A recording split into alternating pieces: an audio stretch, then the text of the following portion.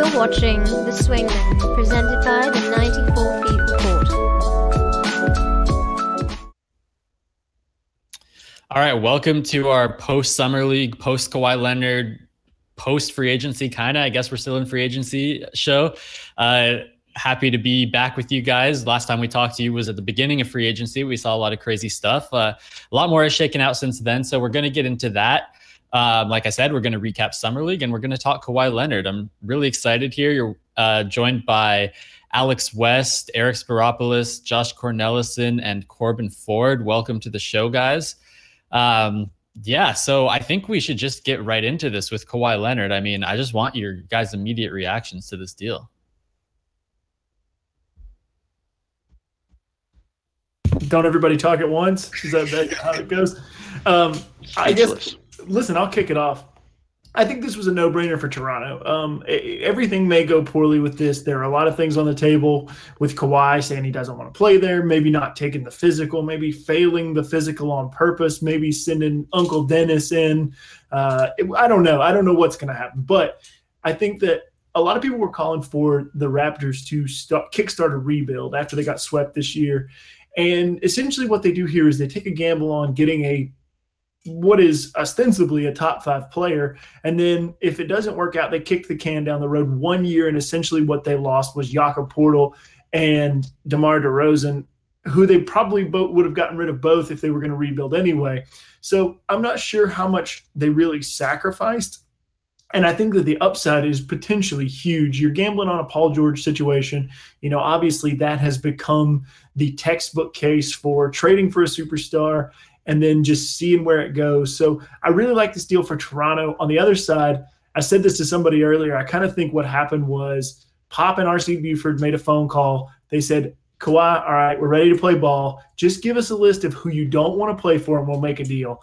And then when Kawhi called back and said he didn't want to play in Toronto, they traded him there. So that's basically my take for both sides.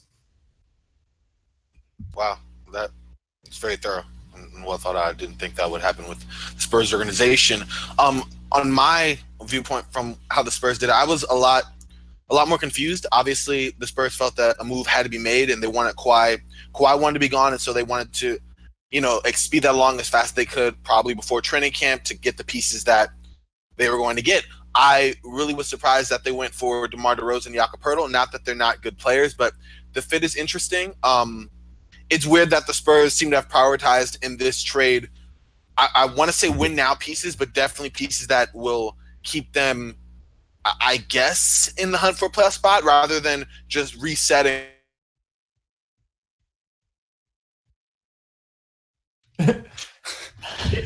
All right, Corbin's out of here. So where do we think he was going with that? Future Josh, what was Corbin about to say?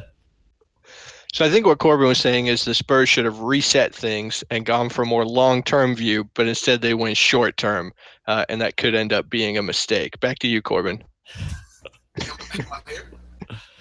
Wow, you read my mind, Josh. Flip your mic down. Flip your mic down. Oh my God! Are you serious? Okay. You ruined the live television. You've ruined it for everyone, Corbin. He's going again. All right, hold on. Let me come to the rescue. All right, here we go. Corbin's going to figure out his stuff, but I actually do want to talk about what he initially brought up in terms of the Spurs. This could be a case of, and we've seen it before, where, we have Popovich here who, the rumor is that he's going to be done probably around 2020, and I think that played too big of a role in terms of what they're looking for in this trade in terms of the return for Kawhi Leonard. I think that this was Popovich wanting to have a team that's going to make or fight for the playoffs for at least the next 2 years, at least this season, of course, which obviously is up in the air with how tough the Western Conference is. But this has the feeling of Popovich as a coach who's about to leave but who still wants to contend and not go through a rebuild. This just has a feeling of too much presence or that having too much of an impact on the decision-making, because I really do agree with Corbin that they should have targeted younger assets. Now, there are all the reports out that all those top, hot assets and hot picks really weren't available. But I still think that they could have focused on that rather than get DeMar DeRozan, Jakob Poeltl's a nice backup center. I don't see him becoming anything more than that. The pick is probably going to be maybe 25th, if not worse, pick in the first round this upcoming draft. And DeMar DeRozan's a good all-star player, but the fit is questionable. He's bad defensively. He can limit your offensive potential. And there's just so many question marks now. I think that this has the feeling of Popovich wanting to contend, which ultimately affected their decision-making, which I think will hurt the Spurs in the long run. I gotta take issue with that though, Eric. I'm not sure, and you said it, but I'm not sure what the real deals on the table were. Obviously, we weren't behind the curtain; we can't know what it was. But I think that there probably wasn't a lot on the table. You know, I think we have spent all summer sort of kicking around this Kuzma Ingram deal or something that involved Markelle Fultz. But when the chips were down, it seemed like nobody. I mean, the Celtics were the perfect example. They didn't want to put Hayward, Irving, Brown, Tatum, or Horford on the table, and they wanted to be able to get Kawhi Leonard. And I think that just sort of became the consensus across the league was because of the uncertainty with his health, because of the uncertainty in his contract situation being up, I just don't think there were a ton of assets. And my other point to that is I kind of think that DeMar DeRozan got a little bit undervalued today. Obviously, the analytics don't love him. He's a player that takes a lot of mid-range shots. He's not a great shooter. He's not a great three-point shooter, all these things. But we all of a sudden, we kicked the can like the complete opposite way than we were in February of last year when we were talking about how great DeRozan was. Now he's just a bum. And so, when you look at a player like DeMar DeRozan, maybe he's the best player on the table, but he's at least an all-star caliber player.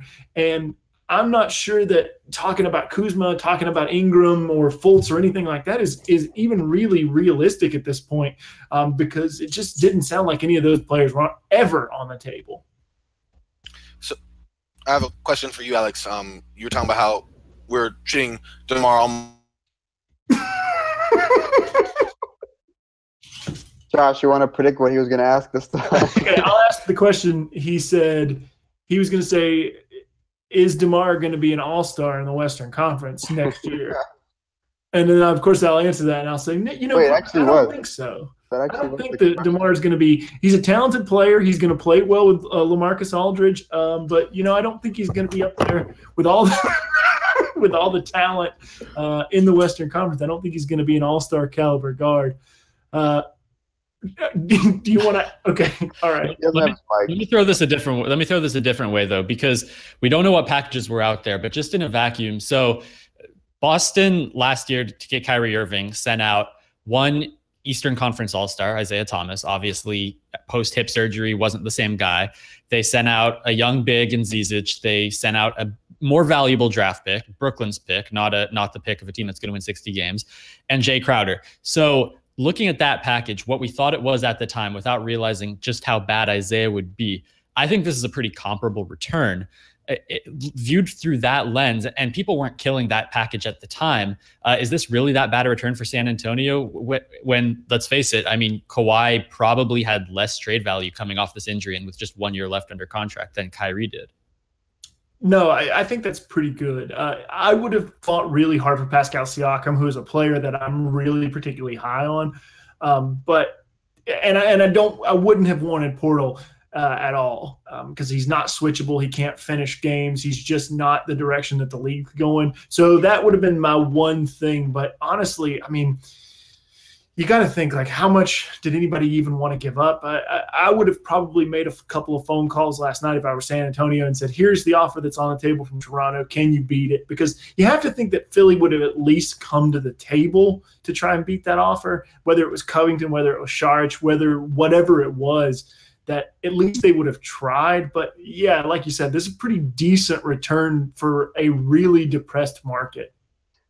I think if I remember it correctly in Zach Lowe's piece today, I think the Sixers offer was Covington, Saric, and the Heat 2021 unprotected pick, which I think would be the best asset. That pick could be really, really valuable. But again, that's kind of hard to foresee. And again, Covington, nice role player. You already know you got in him. I think he's 27 or 28. Saric is a nice young piece, but do we see him becoming an all-star? I mean, not in the Western Conference, of course. So, I mean, again, I agree with you in terms of we don't really know what the offers were, and we'll probably have a big piece, like 6 months from now that details, this team offered exactly this, and the so-and-so, Spurs turned it down, or maybe that team turned it down, and the Spurs asked for that or something like that. So we don't really know at this moment. I mean, if we talk about the trade, I think we can kind of transition a little bit to talk about the fit in terms of both teams. I think the Spurs fit, or the Spurs team in general, is really fascinating at this point.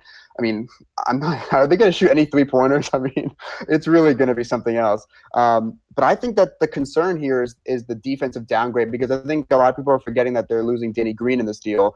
And Danny Green suffered some injuries last year. He's kind of on the decline, but I still think he's a pretty solid 3-and-D wing.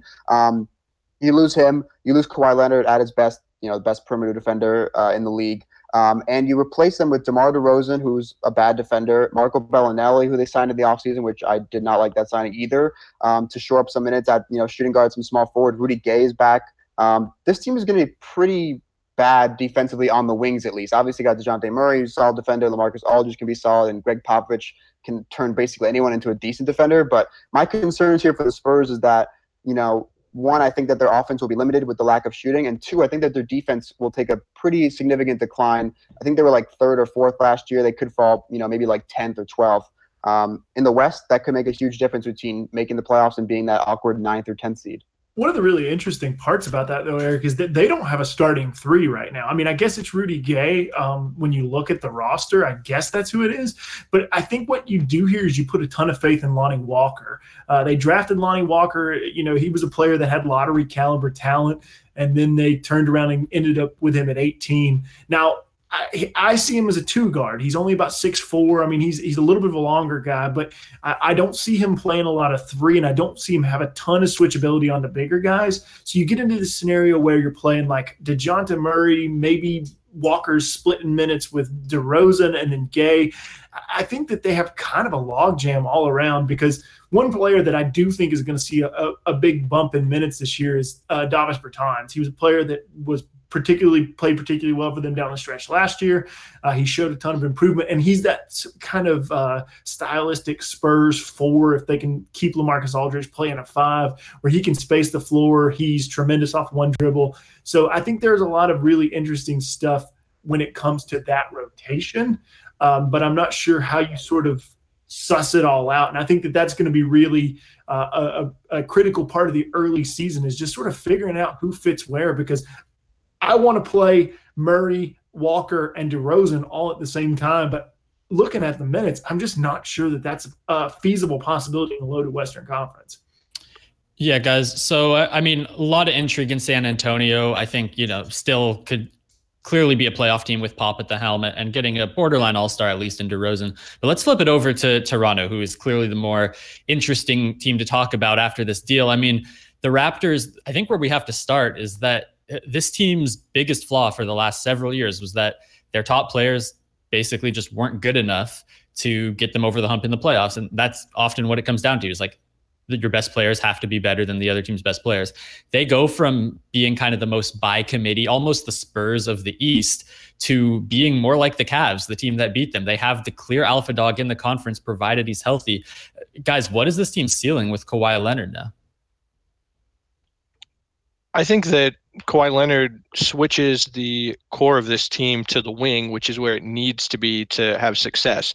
They were built around a backcourt team, and with LeBron James in the conference, that never worked. You couldn't have your 2 best players be your 1 guard and your 2 guard and try to overcome LeBron James. That hasn't worked. It didn't work for 8 years for anyone in the East, whether you're Washington or anyone else. So I think by switching to the wing, what Toronto has kind of amassed is a mirror image of what Boston has. And that probably has to be scary for Boston fans, because they were excited about the prospect of having 3 wing players in Gordon Hayward, Jason Tatum, and Jaylen Brown. You put them all out there 2 through 4, and that's like a really deadly and potent offensive combination. Well, now you got the mirror image in Toronto, where they could trot out Danny Green, Kawhi Leonard, and OG Anunoby and have one of the best defensive wing tandems in the entire league. And the switchability for such a lineup is incredible. Then maybe even you slot in some lineups. We got Delon Wright at the 1. You may put Pascal Siakam or Ibaka at the 5. Suddenly you're switching 1 to 5. And that's deadly. That's potent. That can be a really good defensive team. Not to mention the fact that you've still got Kyle Lowry, and you've got Fred VanVleet, and you've got CJ Miles able to space the floor, and Kawhi Leonard is a really good offensive player himself. And so they have the ability to be really good on both sides of the ball. And I think that we have, as probably, NBA media, been underrating DeRozan and what he's been able to contribute the last few years. But the reality is that he has fallen short in the postseason, and Kawhi Leonard has proven he does the opposite when the chips are down. He's got a Finals MVP. He's had great playoff runs. They were up 21 points on the Warriors in game 1 a couple years ago until he went down. Like, he has shown that he can do it in the postseason. And so whether or not he sticks around long term, like, that's going to prove whether or not this was worth the gamble.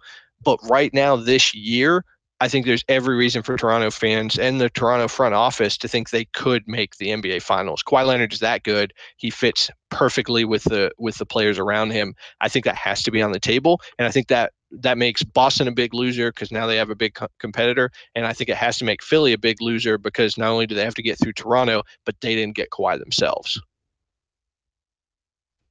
Yeah, I mean, I think you hit it on the head, Josh. Does anyone have any more thoughts on Kawhi and Toronto? I mean, we could talk about it for days. We want to get to some free agency stuff, some summer league stuff here. Any final thoughts on this move? Corbin, should I go back to Corbin here? Are we ready to do that? Are we ready to trust again here? Let's give him one more chance. Come on. Let me in, guys. One more time. Thank you. Okay. Can you hear me? We good? Yes. All right. I think it's interesting if we good? This is. I can never learn to love again, you guys. This is like when I picked the Raptors to finally make the finals this year. This is too bad. This is too. Oh my God! What's with Google? This is a ringing endorsement for anybody who's watching out there. If you've got better software for 5 or 6 guys to get together and have a video chat and record it, we would love to hear your shout outs. So if you're watching right now, just hit us up on Twitter at the 94 Feet Report. Corbin will be there to field your tweets because obviously that's all he's there for at this point. We really appreciate that. Simon, let's talk about the other free agency moves. What do you think? Yeah, I agree. I mean, I think the place that we have to start here is kind of this tandem of deals between Zach LaVine and Jabari Parker both signing with the Bulls. We had a lot of animated discussion on the 94 Feet Report Slack about the Kings signing Zach LaVine to the 4-year. Did it end up being 80? Was it up to 80? Just 70. Below 80? Yeah. So we had a lot of spirited discussion about that. It was all for naught as Chicago matched. I think we all agreed that was maybe not so smart. And then the Jabari deal, Chicago ended up getting shorter terms. It's a better, low risk, high reward deal for them. But now in conjunction, they're paying nearly $40 million to 2 guys who don't really defend and are coming off 3 ACL injuries combined in their early careers. So, I mean, what is our feel on Chicago right now? I want to start with Eric on this. I mean, do you think that, first of all, can you look at these deals separately or do you have to look at them as a tandem? I think you look at them separately. I think, and Corbin and I discussed this on our latest episode of the 94 Feet Report NBA podcast. Pretty much my feeling is that I actually like the Jabari deal only because of that team option. If you told me that if there was not a team option, I wouldn't like it. But the fact that the team option is there kind of mitigates the risk. If he's bad or gets injured, you cut ties after 1 year and you open up that cap space. And the thing is that they can still open up max cap space even with that LaVine deal. I know it's kind of tough to kind of use that as a way to justify paying Zach LaVine that kind of money. And I do think that what I think is bad thinking, but what I think their mindset was that LaVine was a key centerpiece in that Jimmy Butler trade. So they had to kind of view it as, oh, if we let him go, it looks bad to our fans, looks bad on us. I think that's terrible. You should never kind of build your team in the future based on past moves, especially when you got a guy like Lauri Markkanen who's solid. Chris Dunn's turned out pretty good. But regardless, I actually like the Jabari deal. Kind of has, I wouldn't say there's no risk, but there's little risk. Again, if he plays really well, you get him next year for $20 million, but then he'd become an unrestricted free agent. But do we expect him to play that well and stay healthy to warrant even more money than that? I think I like the Jabari deal. I'm fine with the LaVine deal because they can still open up max cap space. And maybe he improves offensively. He had a really good year in Minnesota before he got hurt. But he's just terrible defensively, limited playmaking, and injury concerns for both. But I like the Parker deal. I'm fine with the LaVine deal because they can still open up max cap space. Yeah, I think my only real issue with it, I think that you get those second draft guys, those guys who are coming off their second, their into their fourth year or whatever. I think that that's a fair risk to take, but my real problem with the deal is that you can't play your best 5 guys together, or at least I don't think you can. I don't think anything that Jabari Parker showed, even in the Boston series where people said he was a good defender, and I'm saying that because I don't necessarily believe that, but he doesn't have the lateral quickness to guard threes. He's fine bullying switches on offense. He can play an offensive 3, but a defensive 3 is pretty much outside of the wheelhouse of anything we've seen for him post ACL injury. And so if you have Dunn and Levine, and then your front court is Parker and Wendell Carter and Lauri Markkanen, man, I just think you're going to get roasted on the defensive end. So I like being able to play my best 5 players at the same time, and I think that that's going to be a real problem for Chicago. I don't see this as a playoff team, even in the terrible, terrible East. Maybe I'm out of line there, but I just think that there are a lot of flaws in this roster, and I don't think that adding Jabari Parker addressed really any of them. I just want to add really quickly that I think that their defense is going to be absolutely abysmal, but the offensive intrigue will make me tune in on League Pass, and that's kind of what I care about for some of these teams in the league. Just want to throw it out. They're going to be so bad defensively. I mean, from a League Pass perspective, Chicago matching on Levine was a good thing because Zach's one of my favorite players to watch in the league, even if it can be ugly sometimes. Do we have Austin Hutchinson? Is our connection working here? Austin is a b-ball breakdown, yes, sir, and can definitely talk some Bulls. Austin, I don't know how much you heard of our Jabari Zach LaVine discussion. What's your general feel of Chicago's direction with these moves? Honestly, I know the day that happened, I was very distraught. A meme, the thinking brain meme on Twitter talking about how the Bulls made good decisions from the start of the draft. They drafted Wendell Carter Jr., and then it all went downhill from there. They took a Chandler Hutchison, which was not very high on many people's draft boards. They reportedly told him that he was going to be their pick no matter what, that nobody else was even going to pick him. And then they told everybody in the media that second-round picks are worthless, which is ever since trading away the rights to Jordan Bell for $3.5 million, and then went from not going after a wing in free agency to letting David Nwaba go, which was the only viable wing on their roster, to be frank. And then they went after Jabari Parker and announced to everybody that that's the savior of the team. And I understand from the point of view that they needed to get Bulls Nation loves Jabari Parker. Everybody in Chicago loves their hometown boy, but it's not going to work. Not because Jabari Parker can't score, but because he can't be something. It's because he's probably has the worst defensive reactions in the league, and that's not even from playing the 3. He's not a good defender in general, and I think that putting him on a team with Zach LaVine, who already is a horrible defender, where you have question marks with Lauri Markkanen whether or not he can fit on a good defensive team, and then they already don't like Chris Dunn and want to give him less minutes. And it was talked about this offseason how the front office was upset with his work ethic. It's just a whole mess. It's the same mess that's been going on for the past couple of years. The only bright side has been Wendell Carter Jr. being excellent in the summer league. He's probably been the best player in the summer league other than Josh Hart. And there's not a lot to love about this team. Like I think Alex has said, this is going to be one of the it's going to be a must watch on League Pass just because of their offense. They're going to have firepower. They are going to be probably a top 10 offense in the league. Whether or not it's going to mesh, it remains to be seen. I think they're a 30-win team, a 35-win team, and they're not going to make the playoffs. No way.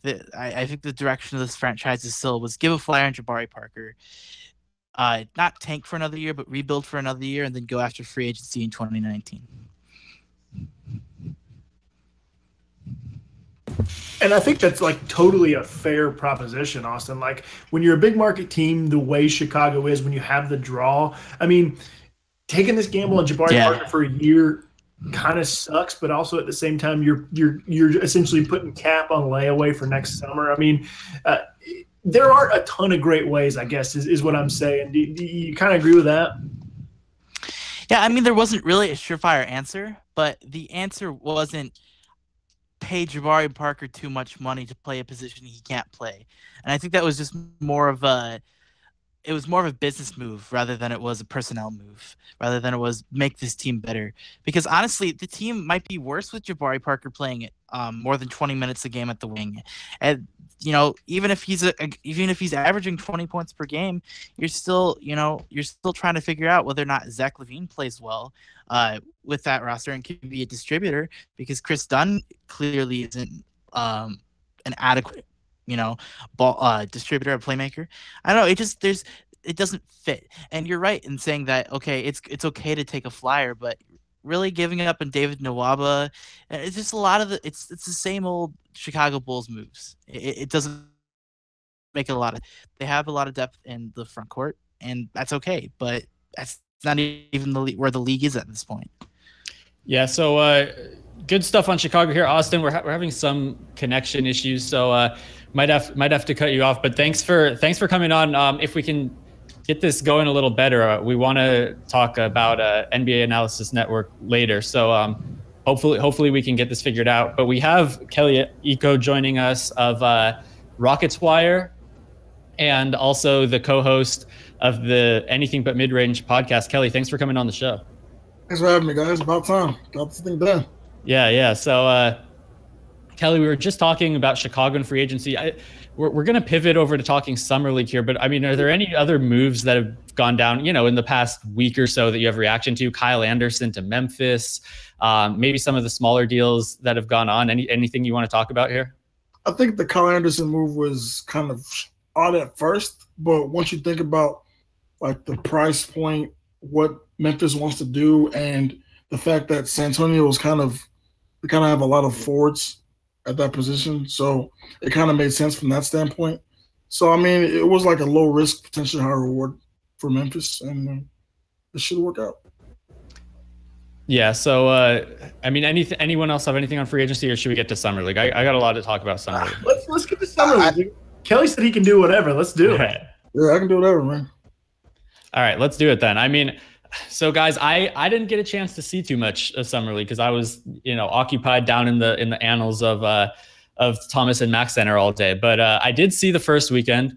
I did see Atlanta Hawks New York Knicks game with Trae Young, kind of the good and the bad of Trae Young, Kevin Knox showing out for the first time. Those are some guys I have thoughts on. But overall, like, who did you guys kind of think Summer League got? Maybe we'll start with the guys who got hyped up. Who do you think might have gotten too hyped up? Who do you think the hype is real on? I want to start with Kelly on this. I think the hype is real on Triple J, Jaren Jackson Jr. The hype is real on him. The hype is real on Mikal Bridges. The hype is real on – I think Trae Young is going to work out. I think so. It took him some time because, like it was kind of like the Lonzo Ball – like it was kind of a lot of hype going into the Summer League, and he kind of took some questionable shots early. But as the games went on, he settled down. And going to Houston, I know they weren't as having like attention-wise, but Melton played really well. Daniel House played really well, and Hartenstein showed a lot of improvement going forward. Yeah, Trae is an interesting one because he had a ton of hype going into Summer League, and it seemed like teams were really playing him as if he was that guy already. He was getting guarded far beyond the three-point line. He was getting double teamed. Not something you normally see from a 19-year-old in Summer League, and it forced him to take some questionable shots, but he also, was changing the defense. We saw John Collins have some huge games as a result of the attention Trae Young drew. So that was interesting. What did you make of Kevin Knox, who was kind of the star of at least the early part of Summer League in a lot of people's eyes? Kevin Knox is going to save New York. Okay. All right. I'm telling you, like, that kid can hoop. He put I don't know. He just did a little bit of everything at Summer League. He scored, he defended, he can handle the ball a little bit, he can pass. And I think for a team like New York that needs a lift up, especially with Porzingis' status up in the air and new coach Fizdale going in a new direction, I think to have a guy like Kevin Knox that you can develop playing alongside Tim Hardaway Jr., possibly KP, and going forward, they have an actual piece to build around. Alex, you had some interesting thoughts pre-show on Kevin Knox. Do you want to get into those? Yeah, I think one of the things that's really interesting about Knox is how the system depressed his value. He played in this system in Kentucky without a ton of spacing. He was probably their best three-point shooter. He played with P.J. Washington a lot. He played with Jared Vanderbilt a lot. There just wasn't a ton of space on his court. Even Shai Gilgeous-Alexander, who sort of made his living around the rim, couldn't really help Knox at all. And I think that that's really interesting when it comes to player evaluation, because it's something that you can't see. And like I said before the show, I said, the thing about Kevin Knox is in the past 4 or 5 games, I've seen more stuff out of Knox than I saw at all at Kentucky. And how much of that is system fit? How much of that is comfortability? How much of that is a coaching staff that's a little bit more in tune with putting the player in the right spot? I don't know, but I just think that we're at this point here where it's really interesting with a player like Knox, because Josh said it so well. He said, you look on the opposite end of the spectrum, you have Robert Williams, who is this player that everybody thought fell too far. And granted, he hasn't played a lot, but he certainly wasn't impressive in his brief summer league appearance. So I think that the way that we evaluate players outside of the league, not necessarily within the league, they do a little bit of a better job, obviously, finding Knox at 9. But it's very hard to project a player outside of a system when you just can't see a ton of the things that he can do. And the Duke players playing in zone is another good example of this. Yeah, no doubt. One other thing I want to get into here, guys, and I'll throw this to Kelly, but also to the group. Generally, I think that we do, with projecting players who don't play in a good system or whatever it is, we have a preconceived notion of guys going into summer league. Sometimes it drastically changes our opinion. Obviously, sometimes we go too far with that.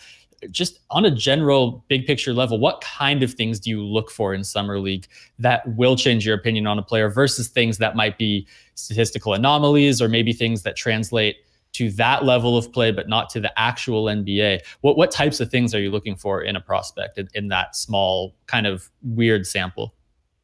Well, for me, being around Houston for a long time, I look at what they do. So is a player going to run to the corner on the break? Is a player going to make the pass out of the pick and roll? Is it going to give it to the short corner? Is it going to use the pick and roll and look at the defense and make the right read? Like, I look at stuff like that.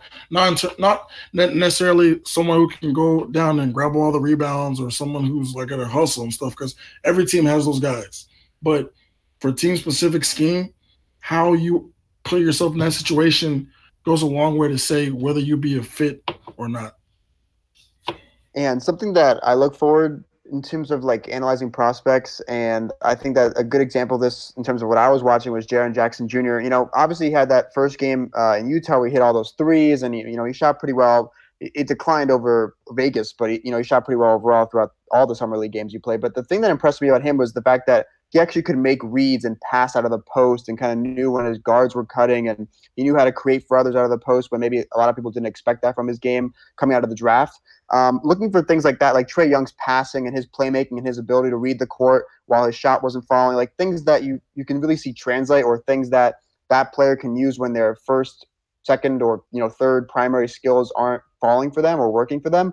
Looking for those kind of, not intangibles, but those kind of side things like reading the court, making the right pass, knowing where their teammates are, knowing where they should be on the court at a certain time, that basketball IQ aspect. Those are a couple of things that I look forward to besides their traditional skills of shooting, shot blocking, rebounding, passing, etc.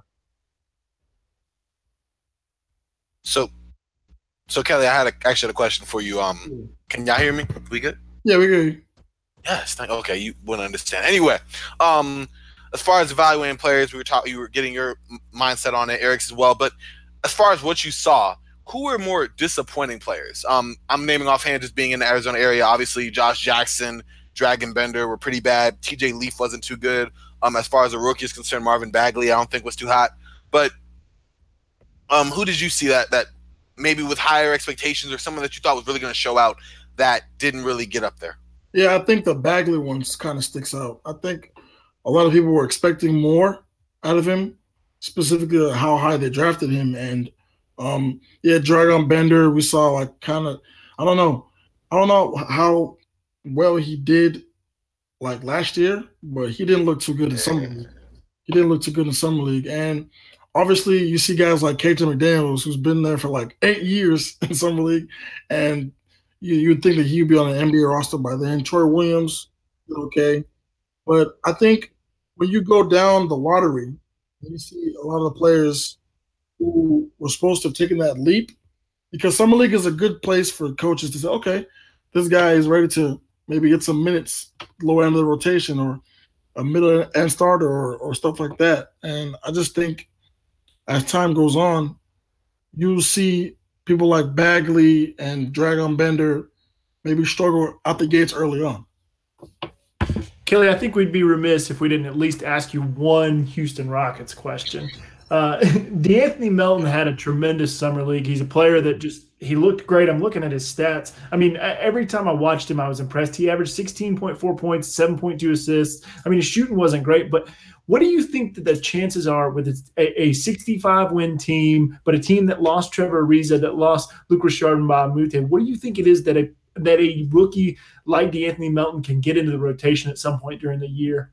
Well, specifically based on the fact that you saw what happened to Chris Paul, and going forward, they're going to have that conversation about easing up his workload during the regular season, maybe taking his minutes down to 30, like 29. And when you have those nights, because he's going to get hurt at some point in the season, miss a couple of games. And I know they signed Carter Williams, but if I was in charge, I would put him out there, because what you're seeing is now – last year, they went through a number of guards trying to get that spot. Bobby Brown, I forgot the other guy's name. They went to like 3 or 4 guards trying to find that last guard spot. And with Melton now, he's someone that can do everything. Like, his shot needs work, obviously, but he hasn't played in a year. And his intangibles are off the charts. Like, he's hustling, he's getting to the lanes, he's finishing with contact, and he's doing all the little things that the Rockets need for that 4th guard spot. Yeah, the other guy that I thought that could have filled that role, and early on he looked tremendous, and this is a player I was high on, was Trayvon Duval. He played really well early on, kind of fell off there at the end. Is that a player that you could see also sort of filling in those spot minutes, or do you think he has too much work to do? I mean, he's obviously got a ton of talent, but he just does not put it together. I think someone like him, it would be on like a 2-way deal, maybe, because like I said, he does have talent, but Melton kind of has the edge over him in terms of all-around game and readiness, even though he hasn't played in a long time. And I think Houston, even apart from Melton, they like Hartenstein a lot. Based on last year, he took a huge jump. Like, I know you saw last year's summer league, he looked kind of scared. He didn't know what to do. He was making the wrong. But now that year in the system, the Rio Grande Vipers system, he's looking more confident, more comfortable, and stronger. And so I think Duval would be a good place to send him down for a year and see what happens next year. All right, Kelly, I have one last question for you. I relished asking Eric this one, so I'm really ready to give this to you. How comfortable are you with the Rockets' forward position at the moment? Obviously, with the loss of Ariza and Baamute, but you do have, we already mentioned, have we? No, we haven't. Michael Carter-Williams, James Ennis, some other ancillary pieces. How do you feel with these forwards now, surrounded by James Harden, Chris Paul, and presumably Clint Capella? Well, I would like to see them, bring in with the Carmelo thing, and if they could bring in one more forward, I would be pretty pleased with that. But as it stands right now, yeah, they lost Luke and Trevor, and you kind of hope that Ennis kind of fills some of that role. But you're always good. But when you lose a reason, you're always going to feel some kind of impact. And with the Rhino situation and whatever, it's just the Rockets have to recoup some of that loss. And I think that's what they've been trying to do. And they've swung on a number of targets, like, to bring in that position. But I don't know. I guess we'll see, because the system that they have right now with Tuck, and if they put Ennis in, it'll cover up for some of the deficiencies. But on some nights, you're going to see, oh, yeah, they're definitely missing Luke. They're definitely missing Ariza. And that's the good thing about the season, that it's so long that you eventually learn how to counter that. That's why they have Jeff Jellick and the whole coaching staff there to kind of take it as it comes, because now it's you and the Warriors, and then everyone else playing catch up. All right, Kelly, thanks so much for coming on the show, running a little long with us. We told you like 5 minutes. We got into a lot of interesting stuff there. Before we let you go, is there anything you want to plug that you've written lately or that you're working on? Tune into Anything But Mirror Names podcast coming this week. I'm working on a Capella feature. I've been keeping it for like months, but yeah, I'm working on that. All right, Kelly, we appreciate you taking the time. All right, peace. All right, guys. So yeah, a lot of good stuff. We're kind of nearing the end here. Are we going to get Austin back? Or? We're working on it. You know, I really wanted him to get on. Obviously, connection issues. You know, they can be what they can be. The quick thing I just wanted to go through, like while we're waiting to see if we're going to get Austin back, is I wanted to talk about some rookies and sophomores, some guys that are a little bit under the radar. I had a couple of names for the rookies. My list was obviously Kevin Knox, Colin Sexton. Those were the big ones, but there were a couple names that I really liked. Mo Wagner was one. I thought he was really impressive in the games that he played for the Lakers Summer League team. He looked like a guy who really fit in on the NBA floor, and I think he's going to be an interesting fit. He's a guy who is a big, but he can play in a LeBron system. He can screen and he can pop. And so a lot of interesting stuff there. Troy Brown didn't shoot tremendously well, even though he had the improved shooting form, but he showed a lot of versatility on the court for the Wizards. And I think that's going to be interesting to watch. Grayson Allen, I thought played really well for Utah. I was really impressed with what he did. I think that he's a high IQ player. Obviously, he's going to incite some emotion against other teams, but he's a player that is heady, and he really fits in with Quinn Snyder and all the smart players they've sort of put together there in Utah. And then the last name is a little bit off the radar. It might speak to Josh and Simon specifically, but Kendrick Nunn was a player that our own Will Walker was tremendously high on. He's a player that I watched at the Portsmouth Invitational Tournament. He's got a big body, and he can really score. And I was impressed with him. He's a little bit older. He was a senior this year at Oakland.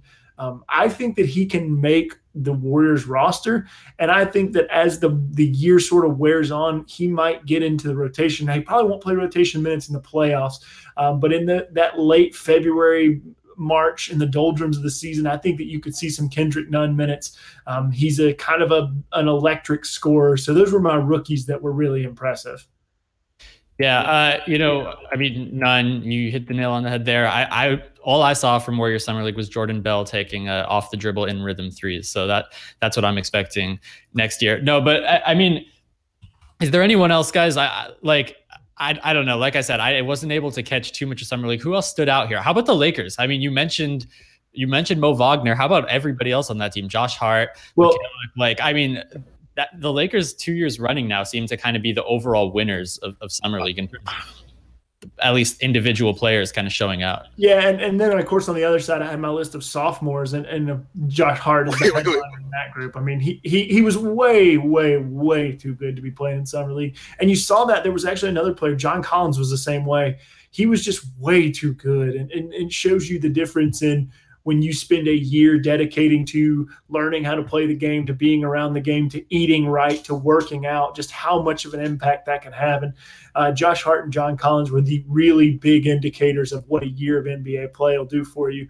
Other guys that I had on that list, I was really impressed with Bam Adebayo. They shut him down a little bit early, but he ran a 5-1 pick and roll one time where the point guard was the screener, and it was Matt Farrell out of Notre Dame, and he screened for him, and he just took his guy off the dribble.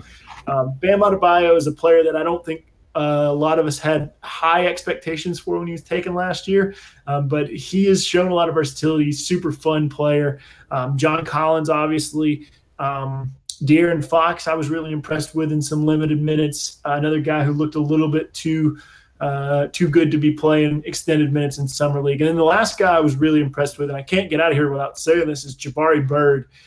Bird played really well for the Celtics. He's big, he's physical, he was getting to the rim.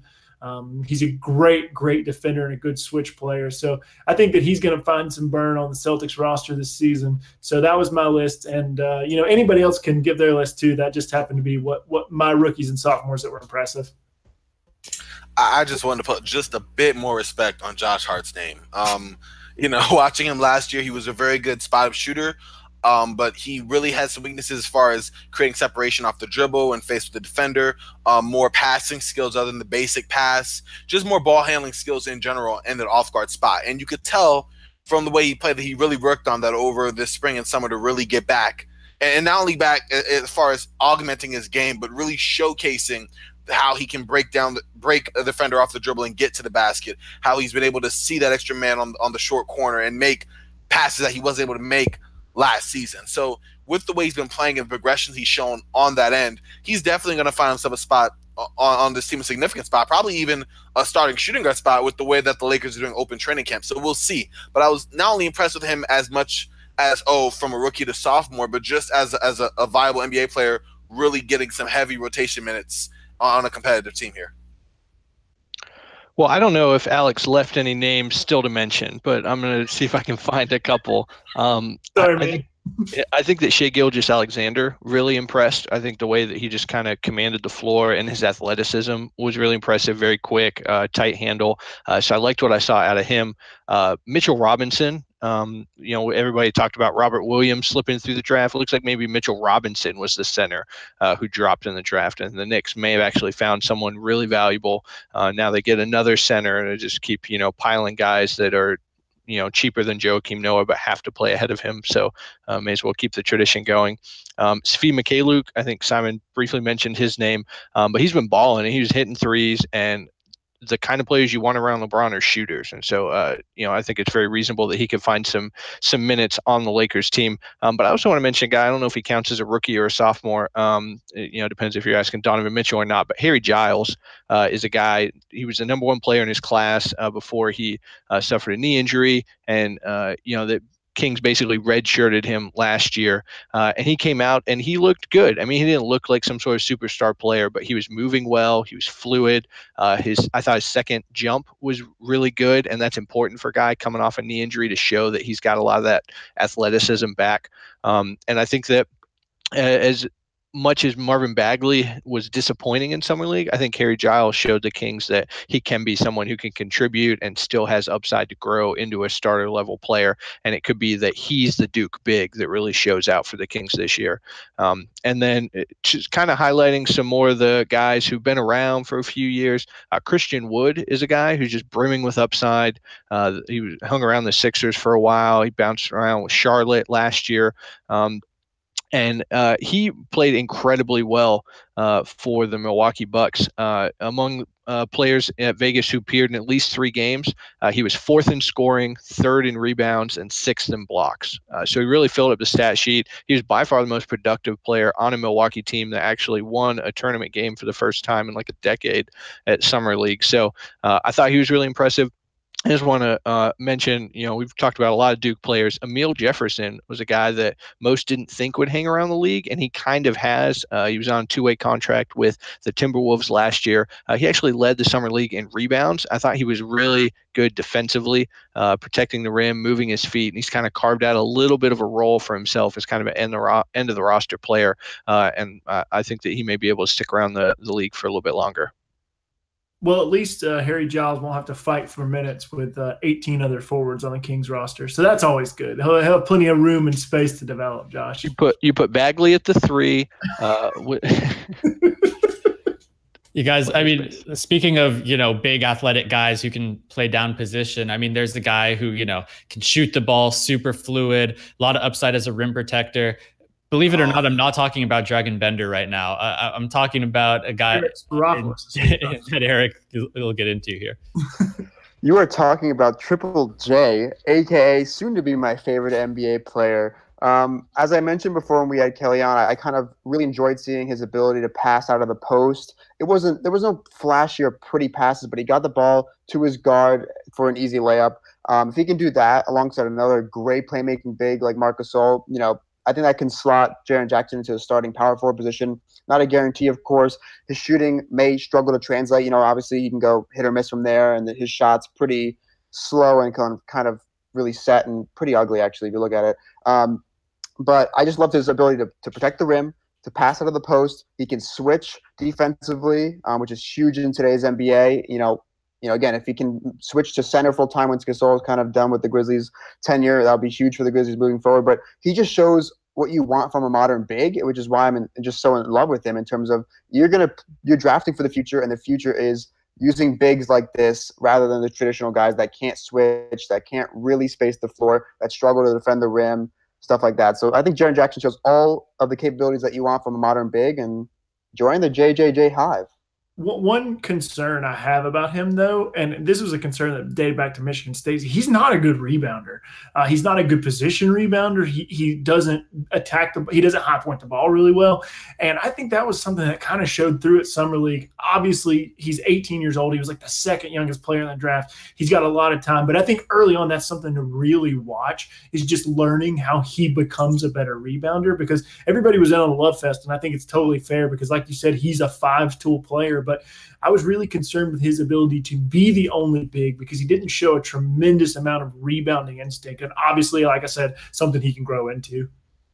Yeah, I think that Marc Gasol is no huge rebounder, but a physical presence nonetheless. I think that it actually could help him playing alongside another big, for the first year or two, I guess, of his career. Maybe he bulks up, gets bigger, gets a little bit more physical by, year 2 or 3 when Gasol's out of Memphis, and that can help him. I do agree that him playing next to, whether either it's Gasol or maybe when Gasol's out the floor, another physical big that really do the dirty work on the inside can really help him in, his first two or three seasons in the league. Yeah, and talk about a front court like that. The best front court I saw in Summer League, it reminded me, it's too bad because, Boogie's out in New Orleans now, and Boogie and AD were one of my favorite duos to watch in the league last year, but we got a little glimpse of that with Cheek Giallo and Cliff Alexander going at it and beasting on guys over in Cox Pavilion. So shout out to those two. Not that we're going to see that on the court this season. I think that about closes it out for us, guys, and this is probably our last show for a while. So before we go, I want to hear your guys' parting words for the 94 Feet Report summer vacation. I'm buying a new house. I'm pretty pumped about that. So that's taken up a tremendous amount of time. If you're looking for tips, if you logged onto our YouTube channel for house buying, don't schedule all your inspections on the same day. That's a terrible idea. So anyway, that's my parting thoughts. Can't wait to see you guys next year. Can't wait to do this again. It's been a fun year. So, I'm going to go get my house inspected. All right. Yeah. Well, I am expecting my first child towards the end of September. So pretty excited about that. And hopefully paternity leave will allow me to, watch some NBA games once the season starts, holding my little guy. So got to get him started out early on. Yeah. Big things happening for those two. Corbin, what do you got? I was going to announce that I am going to get my second PS4 because I broke my first one. So that's big. Hopefully after that, I'll be playing Eric in some NBA 2K with my Lakers, see what happens there. I can't wait to come back next year, stronger than ever and with better connection and match. Yeah, so the most exciting thing that's happened to me recently was that I was called a highlight slut on Twitter Tuesday night. So y'all having much more exciting and important life updates. That's what happens when you defend Nikola Jokic against DeAndre Jordan, apparently. That's still a thing. I don't know how. But yeah, I'm a highlight slut now. So you're also aligned with certain political parties that you may not normally want to represent. Yeah, that name will not be brought up on this broadcast. How dare you? Yeah, guys. A lot of exciting stuff happening over here. I think probably the highlight of my summer, if not my life, was seeing Zach Lowe drink a beer last week. And actually a second. Were you at the Win watching Croatia play? No, this was post Croatia's demise. But yeah, Zach, as he appears on the podcast, he appears in real life. Goes to bed at 10. Just button-up guy. No, guys, Summer League was a whole lot of fun. I hope we can all get out there, credentialed next year, cover it as a site. But bigger, better things coming in year 2 for the 94 Feet Report. Thanks for watching our final show of summer, and we'll talk to everybody soon.